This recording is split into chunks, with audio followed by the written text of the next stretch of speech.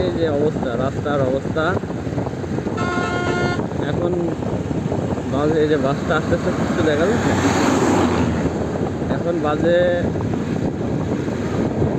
8টা পার হয়ে গেছে, সকাল 8টা বাজে, 8টা পার হয়ে গেছে। তারপরও এই যে রাস্তাঘাটের অবস্থা দেখেন, এই কুয়াশার মধ্যে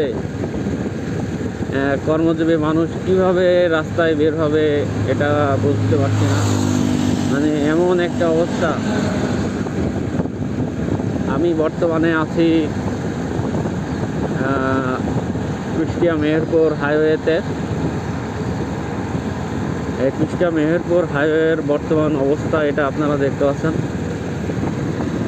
এটা যে অবস্থা, মানে কি বলবো, বলার মতন কোনো ভাষা নাই। কুয়াশায় কিচ্ছু দেখা যাচ্ছে না সামনে। এই হলো বর্তমান অবস্থা।